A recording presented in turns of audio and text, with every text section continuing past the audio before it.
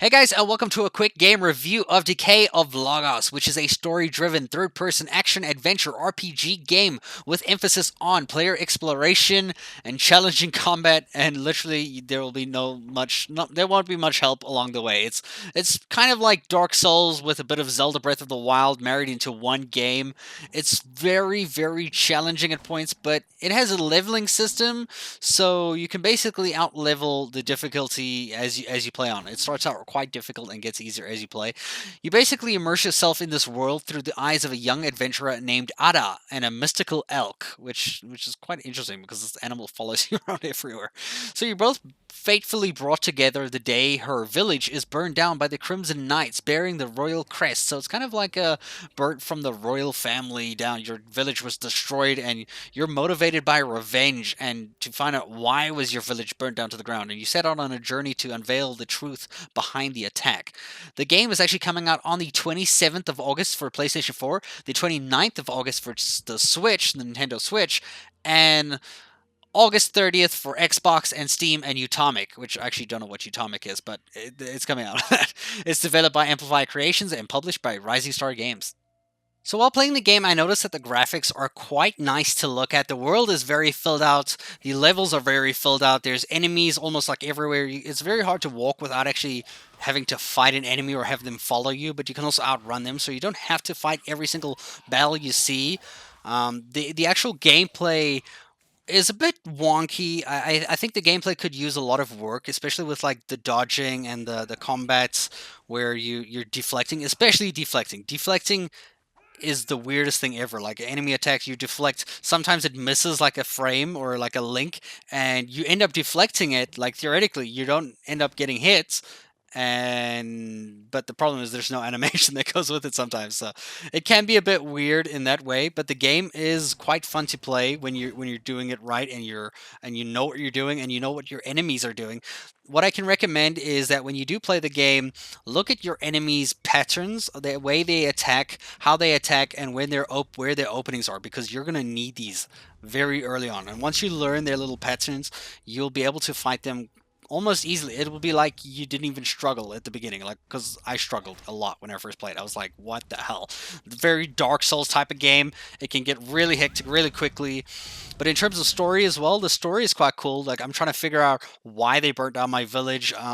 It takes a while till you actually get to your first voice narrative, actually, which happens like for me it was like almost an hour into the game because it was one of the sections I avoided until I was like, yeah, let me go back there because I went straight to the last boss and then I realized he kicked my ass. I can't do this. I gotta complete the level, search every little area that I can to try to level up because there's a leveling system to level up your stats, which actually drain over time. And the more you die and revive at shrines, you have to actually find a camp where you can rest to recover your stats because your stats kind of just decay, like they get this like debuff, like you have half the strength of what you're supposed to have, and then you end up losing your sprint ability once you're too tired to fight and have to rest. And when you rest, you actually have a chance of being ambushed. Oh my god, this game like just throws you into like the deep end over and over and over and over again, and just when you think you're safe, something will make a sound, and out of nowhere there's something attacking you. You're like, what the hell? And if God forbid you try to fight three enemies at once, good luck because that is hard. Like I fought three enemies once, they all murdered me. I fought three enemies again, I beat them just by sheer luck, and then I fought three enemies again and they murdered me again. So like try pick your fights one at a time. Honestly, try pick your fight one at a time. Watch your opponent's kind of move set, the way they attack, how many different things they do. So far, I've noticed that the boss, kind of the one that I fought at least, does the most kind of different attacks, whereas all the others use basically two or three different specific move sets.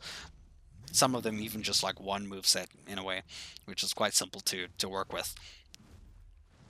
But once you learn the combat and the routine of the style of the how the game works with the targeting, the lock on, and how you can use your dodge and manage your stamina, which seems to be a huge problem for me because my stamina is always going down, and I keep end up getting stuck in places where I don't need to be, and I can't dodge away, I can't walk away because I need to wait for my stamina. And you take three hits and you're dead. It's like Dark Souls all over again, just dead, dead, dead, dead, dead. And I didn't even play Dark Souls. This shit's too hard for me, and this game's quite hard. So the other interesting thing about this game that you should know is that weapons have durability, so don't smash walls and other crap. You can actually just use your slide to break into boxes or barrels to actually break the boxes or barrels, which I actually didn't realize until later. So I ended up using my weapons on everything, and I'm breaking like the first one. But they take quite a while to actually break, so you can keep using them for a long time, or just toss them out and get new ones. Even your fists, you can even use your fists, which doesn't seem like a great idea. And you also get like buffs, which you can use, like the fiery sap item, which you kind of take, and it turns your weapon into like a fiery sword or something, which lets you kind of add a lot more damage onto certain types of monsters. And since we're fighting wood monsters in the first section of the game, I mean, wood versus fire, I mean, what can I say? And then there's different shrines that you unlock that kind of serve as a spawn point. The one thing you should know about the save system of this game is that every time you die, you go back to the shrine that you previously were at, with the difference is that it's as if you never like died. It's basically as if whatever items you used or durability that you took and damaged your weapons, that stays. Your stuff is still damaged or it's still gone. If you used a potion and then you died fighting a boss and then you revived, that potion's gone. But the nice thing is that all the enemies that you did kill, besides the bosses, have all revived, and you can kill them again to get new gear, armor, or basically items like potions, health potions, and random things that can help you in battle. That's kind of how the game works. Let me guys know what you guys think of it just from watching this video. It was quite fun playing it. Really hard to get into because I'm not a Dark Souls type of fan specifically. So this was challenging as fuck. It was challenging. I spent a long time trying to fucking finish this, and it was hard. It was damn hard. I hope you guys enjoyed watching the video. Please leave a like if you enjoyed, and comment, subscribe, do the things. I don't know if you want to do them at all. Thanks for watching. I'll see you guys in a future video.